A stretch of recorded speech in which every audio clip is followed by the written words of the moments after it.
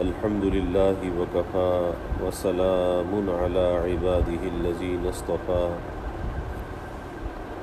أما بعد فأعوذ بالله من الشيطان الرجيم بسم الله الرحمن الرحيم وما أصابكم من مصيبة فبما كسبت أيديكم ويعفو عن كثير قال النبي صلى الله عليه وسلم التائب من الذنب كمن لا ذنب له أو كما قال عليه الصلاة والتسليم رب اشرح لي صدري ويسر لي أمري واحلل عقدة من لساني يفقهوا قولي سبحانك لا علم لنا إلا ما علمتنا إنك أنت العليم الحكيم إن الله وملائكته يصلون على النبي يا أيها الذين آمنوا صلوا عليه وسلموا تسليما اللهم صل على محمد عبدك ورسولك وصل على المؤمنين والمؤمنات والمسلمين والمسلمات صدق الله العظيم وصدق رسوله النبي الكريم ونحن على ذلك لمن الشاهدين والشاكرين والحمد لله رب العالمين۔ توفیق الہی اپنے محبوب مرشد پاک کی برکت سے رمضان میں ظہر کے بعد کی اس نشست میں گزشتہ کئی روز سے ان نیکیوں کے بارے میں بات چل رہی ہے کہ جس پر اللہ تعالیٰ صدقے کا ثواب عطا فرماتے ہیں۔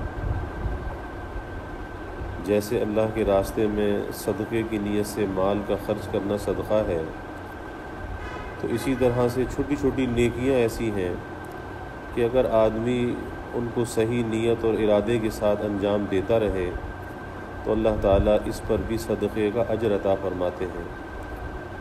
اور صدقے کے فضائل میں جیسے پہلے بھی عرض کیا کہ صدقہ رد البلا ہے، اللہ کے غصے کو ٹھنڈا کرنے والا، آنے والی بلا کو ٹالنے والا، اور جو بلا نازل ہو چکی ہے اسے بھی دور کرنے والا، قبر کی گرمی کو ٹھنڈا کرنے والا۔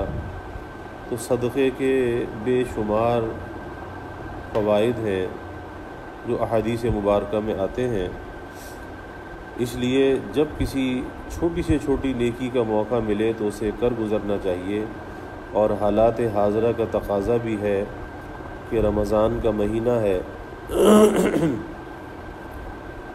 اور دنیا اس وقت اس کرونا وائرس کی وبا کی وجہ سے ساری دنیا منجمد ہے، لاک ڈاؤن کا شکار ہے۔ اب ایسے میں اس کے علاوہ اور کیا راستہ ہے کہ بندہ اپنے اللہ کے ساتھ اپنے تعلق کو مضبوط کرے، اور تعلق سے مضبوطی کا ایک ذریعہ یہ صدقہ ہے کہ اللہ کے راستے میں مال بھی خرچ کرے اور ایسی نیکیوں کا اہتمام کرے کہ جس پر اللہ تعالیٰ صدقے کا اجر عطا فرماتے ہیں۔ بات ہی چل رہی تھی کہ وہ چھوٹی چھوٹی نیکیاں جس پر صدقے کا ثواب ملتا ہے، اس میں سے پہلی بات یہ عرض کی گئی کہ برائی سے روکنا صدقہ ہے۔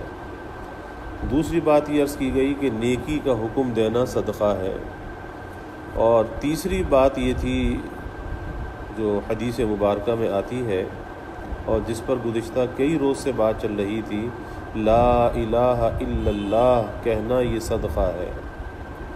تو لا الہ الا اللہ کے فوائد پر بات چل رہی تھی کہ اس کلمے کے تقاضے کیا ہیں، کیا تقاضے ہیں، کیونکہ اللہ کے ذکر میں یہ افضل الذکر ہے، افضل ذکر لا الہ الا اللہ۔ اللہ کے حبیب صلی اللہ علیہ وسلم نے فرمایا کہ تمام ذکروں میں افضل ذکر لا الہ الا اللہ ہے۔ اور ایک حدیث میں آتا ہے، آپ صلی اللہ علیہ وسلم نے فرمایا لِكُلِّ شَيْءٍ سِقَالَةٌ وَسِقَالَةُ الْقُلُوبِ ذِكْرُ اللَّهِ، کہ ہر چیز کی ایک قلعی ہوتی ہے، اور دلوں کی جو قلعی ہے وہ ذکر اللہ ہے، اور ذکر اللہ میں آپ نے فرمایا افضل ذکر لا الہ الا اللہ، کہ تمام ذکر میں افضل ذکر لا الہ الا اللہ کا ذکر ہے۔ تو پتہ یہ چلا کہ یہ ذکر ایسا ہے کہ جو دل کے میل کچیل کو دور کر کے اس کی صفائی کر کے اسے پالش کرتا ہے، اسے چمکاتا ہے، اور جتنا اس دل کے اندر اس اللہ کے ذکر سے چمک آتی ہے، پالش ہوتا ہے، تو اتنا ہی اس کے اندر انعکاس کرنے کی، جذب کرنے کی صلاحیت بڑھتی چلی جاتی ہے۔ اور پھر کیفیت یہ ہوتی ہے کہ جب یہ دل کا جو آئینہ ہے یہ صاف ہوتا ہے، اور ہوتا اللہ کے ذکر سے ہے، پالش اللہ کے ذکر سے ہوتا ہے، تو اس کا فائدہ یہ ہے کہ اس آئینے کے اندر پھر انسان کو اپنی خامیاں بھی نظر آتی ہیں، اور اپنی خوبیاں اگر نظر آتی ہیں تو اس پر شکر کی توفیق ملتی ہے، کیونکہ اللہ کے نام کی یہ برکت ہے کہ اللہ تعالیٰ کی معرفت بڑھتی جاتی ہے۔ اللہ تعالیٰ کی معرفت بڑھتی جاتی ہے تو اللہ کی محبت بھی بڑھتی جاتی ہے، تو پھر وہ کیفیت نہیں رہتی کہ کوئی نیکی کی اور نیکی کرنے کے بعد کسی عجب میں مبتلا ہو گیا، کسی خود پسندی میں مبتلا ہو گیا، اور اپنی طرف اس چیز کو منسوب کرنے لگا۔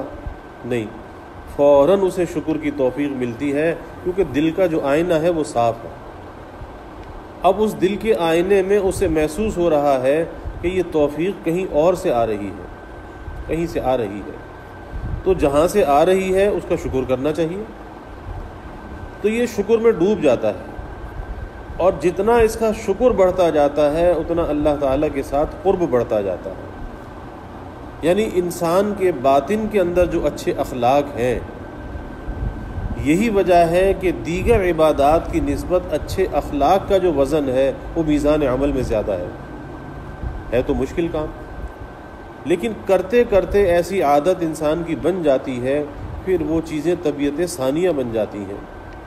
پھر تو یہ کیفیت ہوتی ہے کہ کھانے کا ایک ایک لقمہ بھی اگر لیتا ہے تو اس لقمے میں بھی اسے اللہ تعالیٰ کی وہ معرفت کا ذریعہ بنتا ہے، اور ایک ایک لقمے پر وہ دل سے شکر کرتا جاتا ہے کہ یا اللہ تیرا شکر ہے، یا اللہ تیرا شکر ہے، ایک ایک نیکی پر شکر کرتا جاتا ہے، یا اللہ میں نہیں کر سکتا تھا، یا اللہ آپ نے مجھے یہ توفیق عطا فرما دی، میں کیسے نماز پڑھ سکتا تھا، میں کیسے تلاوت کر سکتا تھا، میں کیسے روزہ رکھ سکتا تھا، کیسے تراویح کر سکتا تھا، آپ نے فضل فرمایا، آپ کی توفیق سے یہ ہوا۔ لیکن یہ چیز حاصل کب ہوتی ہے؟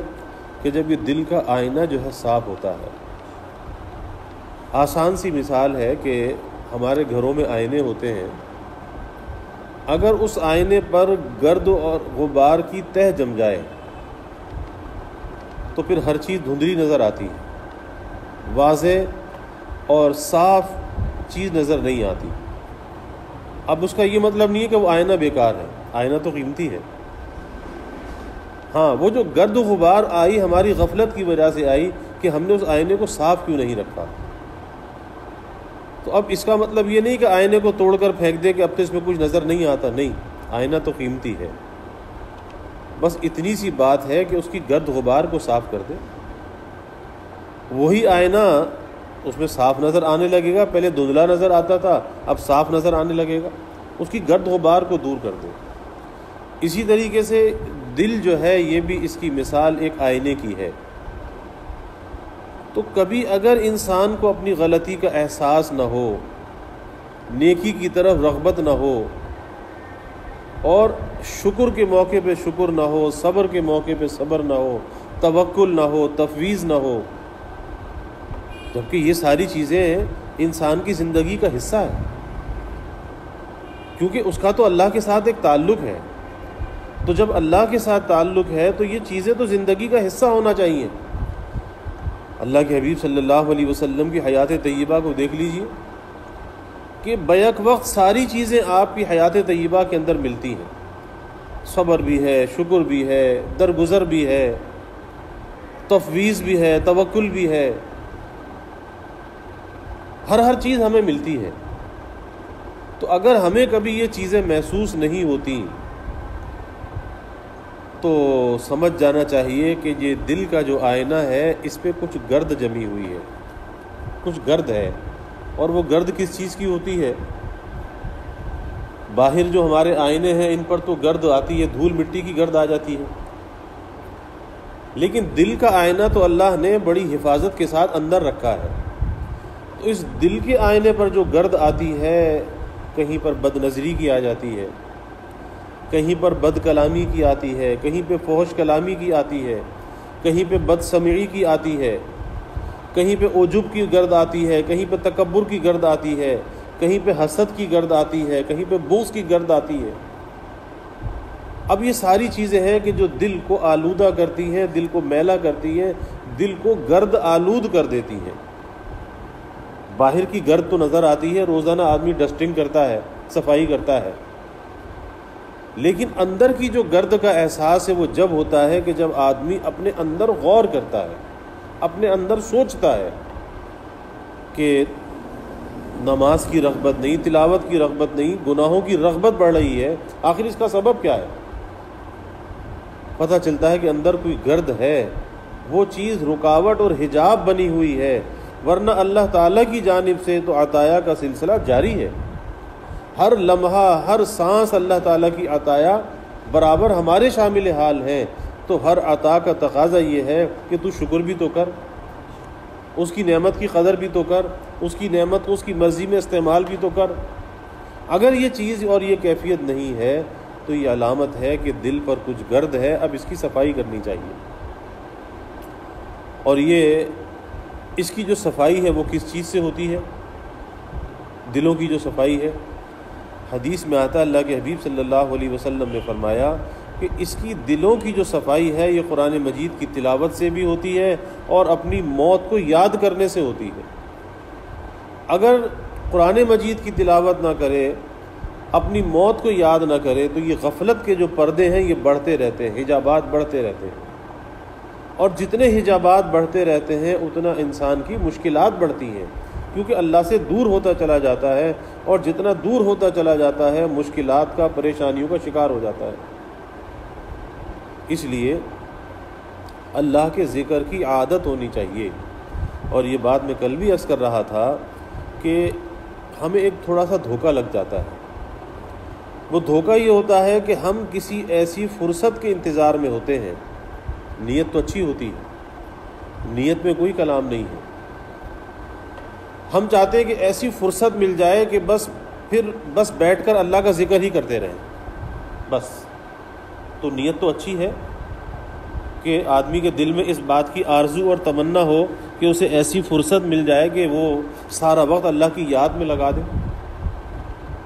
لیکن ظاہر ہے کہ خیال تو اچھا ہے، لیکن یہاں پر شیطان انسان کی راہ مارتا ہے کہ اسے اس انتظار میں کہ جو آج اس کے پاس وقت ہے یا جو آج اسے کرنا چاہیے وہ نہیں کر پاتا۔ کس لیے؟ کہ وہ بہت سے کے انتظار میں وہ تھوڑے کو بھی ضائع کر دیتا ہے۔ وہ کہتے ہیں نا کہ مثل مشہور ہے کہ پوری کے انتظار میں آدھی بھی گنوا دیتا ہے۔ ارے بھائی، اگر آج آدھی روٹی مل رہی ہے، آدھی روٹی سے پیٹ بھر لے، اللہ اس کی برکت سے پوری روٹی بھی دے دے گا۔ اگر تو آج آدھی روٹی کی ناقدری کرے گا تو پوری بھی حاصل نہیں کر پائے گا۔ اس پوری کو حاصل کرنے کا طریقہ یہی ہے کہ اس آدھی کو حاصل کر لے، اس آدھی کو لے لے، اور یہ آدھی جو ہے تیرے لیے زینہ بن جائے گی پوری کے ملنے کا۔ ایسی مثالیں موجود ہیں۔ یہ تو اللہ کا ذکر تو بہت بڑی چیز ہے کہ دنیا کے اندر، اور خود میرے مشاہدے کے اندر ایسے لوگ موجود ہیں، ایسے نوجوان موجود ہیں کہ جو بڑی بڑی نوکریوں اور بڑی بڑی تجارت کے انتظار میں جنہوں نے زندگی گنوا دی۔ وہی بات کہ آدھی پر انہیں قناعت نہیں تھی کہ چلو آدھی مل رہی ہے لے لو، آگے اللہ ہاتھ پکڑ لے گا۔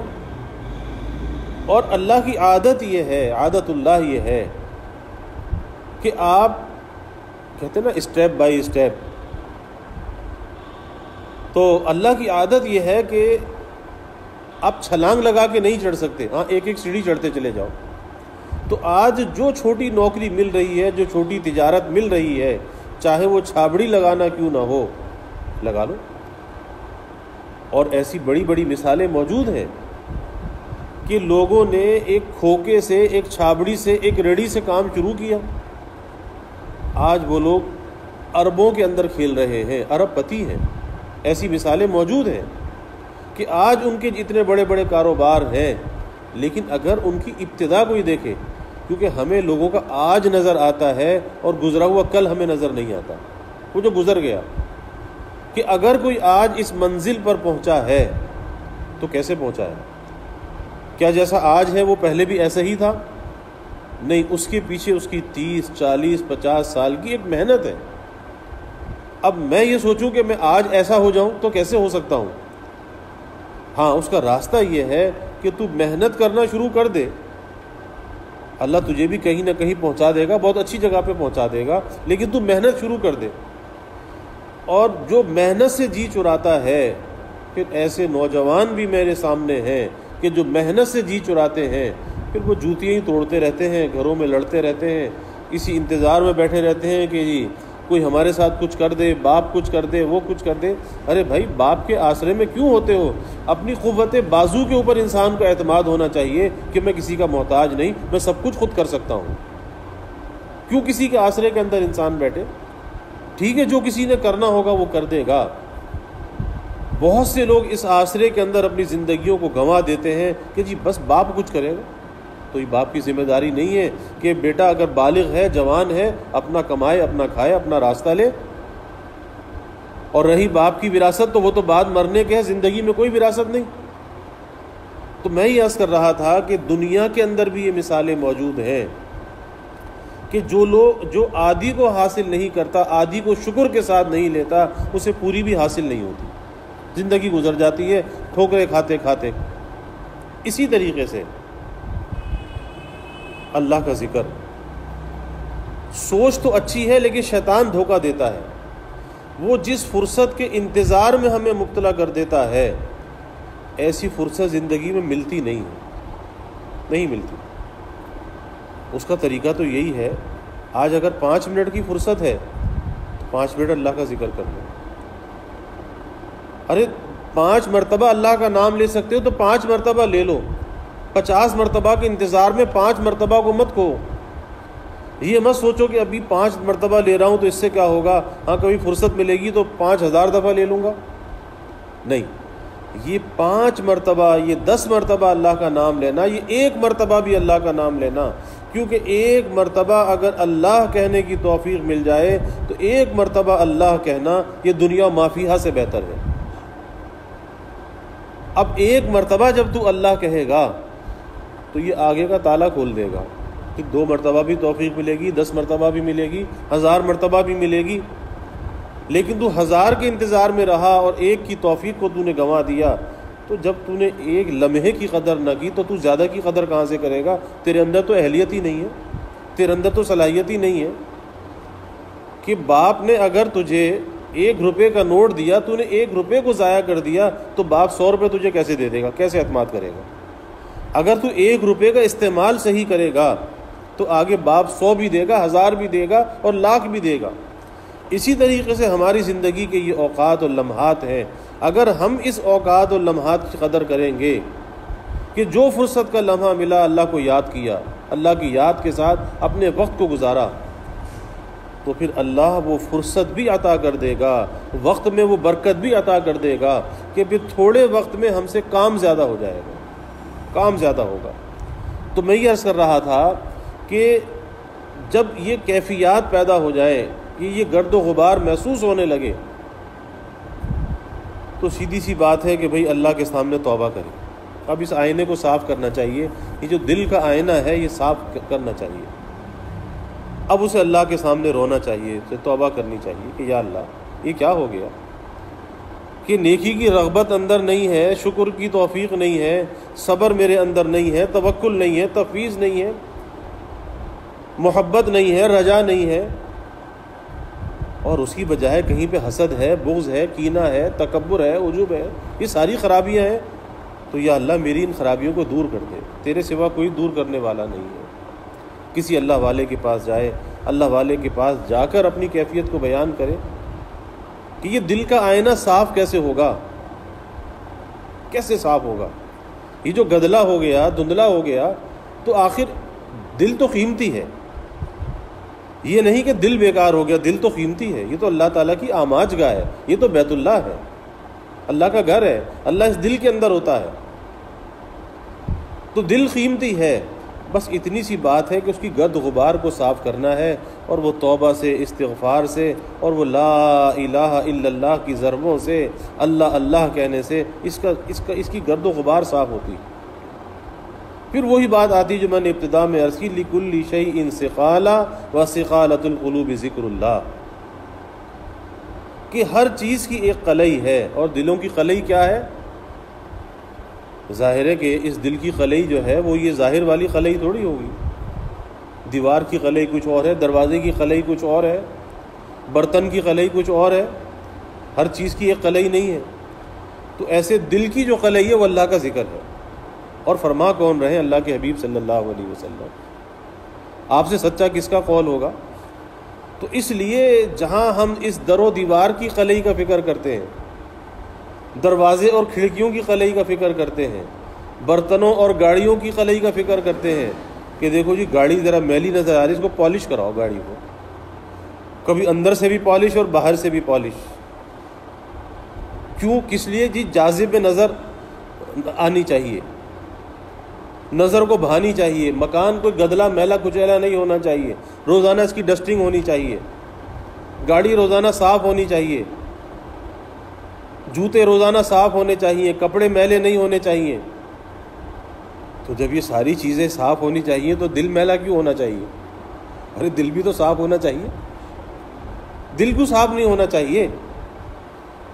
اور دل کی صفائی تو ایسی ہے کہ یہ باہر کی صفائی کسی چیز پہ اثر انداز ہو یا نہ ہو، لیکن دل کی صفائی ایسی چیز ہے کہ وہ ہر چیز پر اثر انداز ہوتی ہے، انسان کے دیکھنے پر، انسان کے بولنے پر، انسان کے سننے پر، انسان کی میل ملاقات پر۔ یہ دل کی جو صفائی ہے یہ ہر چیز پر اثر انداز ہوتی ہے، اور اس کے اثرات جو ہیں وہ اثرات اس کے ان دوسری چیزوں پر پڑتے ہیں۔ تو اس لیے سب سے زیادہ ضروری تو دل کی صفائی ہے۔ تو اس لیے اس دل کی جو قلعی ہے اللہ کا ذکر، اس کا ہمیں اہتمام کرنا چاہیے، اس کا اہتمام کرنا چاہیے۔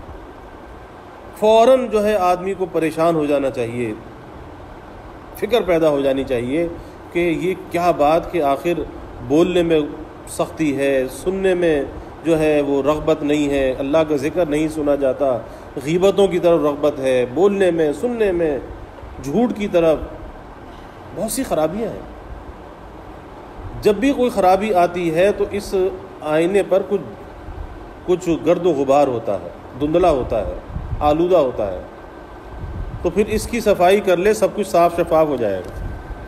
اس کی صفائی کر لے، آدمی جو آنکھ پر چشمہ لگاتا ہے، اینک لگاتا ہے، تو اگر یہ اس اینک کا جو یہ گلاس ہے، شیشہ ہے، اگر یہ دھندلا ہو جاتا ہے تو دوسری چیزیں دھندلی نظر آنے لگتی ہیں، صاف نظر نہیں آتی۔ فوراً آدمی اتار کے دن میں کتنی مرتبہ آئینہ صاف کرتا ہے، اس شیشے کو صاف کرتا ہے، گلاس کو صاف کرتا ہے، کس لیے صاف کرتا ہے؟ کہ چیزیں واضح نظر آئیں، دھندلی نظر نہ آئیں۔ تو جب ایک آنکھ کے اوپر لگایا ہوا چشمہ، اینک، اسے بار بار صاف کرنے کی ضرورت پڑتی ہے، تو پھر اسی طریقے سے یہ دل کا جو آئینہ ہے اس کو بھی بار بار صاف کرنے کی ضرورت پڑتی ہے، اور اس کی صفائی کا جو ذریعہ ہے وہ اللہ تعالیٰ کا ذکر ہے۔ اس لیے اس دل کے آئینے کی صفائی کرتے رہنا چاہیے، اور اس کا طریقہ یہی ہے کہ کسی بہت زیادہ فرصت کا انتظار نہیں اور بہت زیادہ ذکر کا انتظار نہیں۔ اگر آج 10 مرتبہ کہہ سکتا ہے تو بھائی 10 دفعہ سے شروع کر دے، پھر 20 بھی ہوگا، 50 بھی ہوگا، 100 بھی ہوگا، اور انشاءاللہ یہ تھوڑا تھوڑا کہنا، تھوڑی تھوڑی غذا لینا، یہ بہت سی غذا کا ذریعہ بن جائے گا۔ اور یہی راستہ ہے استقامت کے حاصل کرنے کا، کہ جب کسی نیکی کو شروع کر دے، جب کسی مقدار ذکر کو شروع کر دے، چاہے وہ تھوڑی مقدار ہے، قلیل ہے، لیکن استقامت حاصل کرنے کا طریقہ یہ ہے کہ پھر اس میں ناغہ نہ کرے، ناغہ نہ کرے، بلکہ اس کو پابندی کے ساتھ نبھاتا رہے۔ چاہے کبھی مشغولی ہے، طبیعت خراب ہے، فرصت نہیں ہے، اس معمول کو کم کر دے، ایک سپارہ نہ پڑھ سکے ایک رکوع پڑھ لے، لیکن ناغہ نہ کرے، کیونکہ اپنے نفس کو آزاد نہ چھوڑے، بلکہ اپنے نفس پر قید ڈال کر رکھے کہ تجھے اتنا کام تو کرنا ہے، آزاد نہیں چھوڑوں گا، چاہے ایک رکوع پڑھوں گا لیکن پڑھوں گا ضرور، چاہے میں 13 تسبیح کا ذکر نہیں کروں گا، 2 تسبیح کا کروں گا، لیکن کروں گا ضرور، تجھے آزاد نہیں چھوڑوں گا۔ جب تو آدمی کو استقامت کا درجہ حاصل ہوتا ہے اور یہ نفس مغلوب ہوتا ہے، قابو میں آتا ہے، ورنہ پھر یہ ہم نفس کے قابو میں آ جاتے ہیں، اور جب ہم نفس کے قابو میں آ جاتے ہیں پھر جتنی بھی خرابیاں ہوتی ہیں سب اسی کا اظہار ہوتا ہے، اسی کا کہ کہیں پہ کچھ ہے، کہیں پہ کچھ ہے، نہ معلوم کتنی خرابیاں۔ کیا وجہ کیا؟ وجہ یہی کہ بجائے اس کے کہ نفس کو ہم قابو میں کرتے، ہم نفس کے قابو میں آ گئے۔ تو اس لیے اس دل کے آئینے کو صاف شفاف رکھنا چاہیے، اور اس کا ذریعہ اللہ کا ذکر ہے، لا الہ الا اللہ۔ کل بھی میں نے تفصیل سے عرض کیا کہ یہ دل کی صفائی کا ذریعہ ہے، اور پھر جس طریقے سے اللہ والے ذکر کا جو طریقہ تجویز کرتے ہیں وہ ثواباً تو نہیں ہے لیکن علاجاً ہے، اس کا نفع بہت ہے۔ اس لیے بجائے اس کے کہ آدمی اپنی رائے کو دخل دے، ایسا کیوں اور ویسا کیوں، ارے کسی کی بات کو مان لے، کیونکہ اگر وہ کوئی ایسی بات تعلیم کر رہے ہیں کہ جس کے اندر گناہ نہیں ہے اس کو کر لینا چاہیے۔ ہاں کسی گناہ کی بات کا حکم دیں تو گناہ کی بات تو کسی کی نہیں مانی جائے گی، لیکن کوئی بھی ایسا کام کہ جو ثواباً نہ ہو علاجاً ہو، اس میں کوئی گناہ اور معصیت نہ ہو، اسے کر لینا چاہیے۔ اللہ تعالی ہمیں کثرت ذکر کی توفیق عطا فرمائے، اور یہ جو دل کا آئینہ ہے اللہ اس کی صفائی کا ہمیں فکر عطا فرمائے۔ وآخر دعوانا الحمدللہ رب العالمین۔ الحمدللہ رب العالمین والعاقبۃ للمتقین، والصلاة والسلام علی اشرف الانبیاء والمرسلین۔ اللہم صل علی سیدنا و مولانا محمد وعلی آل سیدنا و مولانا محمد وبارک وسلم۔ ربنا آتنا فی الدنیا حسنہ وفی الآخرۃ حسنہ وقنا عذاب النار۔ ربنا اتمم لنا نورنا واغفر لنا انک علی کل شیء قدیر۔ ربنا ظلمنا انفسنا وان لم تغفر لنا وترحمنا لنکونن من الخاسرین۔ ربنا هب لنا من ازواجنا وذرياتنا قرة اعین واجعلنا للمتقین اماما۔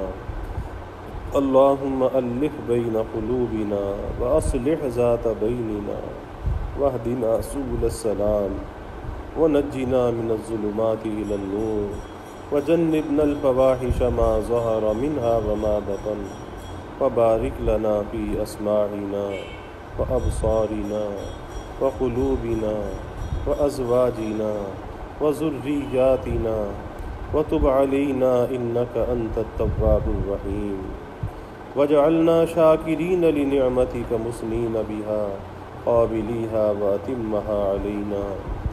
اللهم افتح اقفال قلوبنا بذكرك واتمم علينا نعمتك واسبغ علينا من فضلك واجعلنا من عبادك الصالحين۔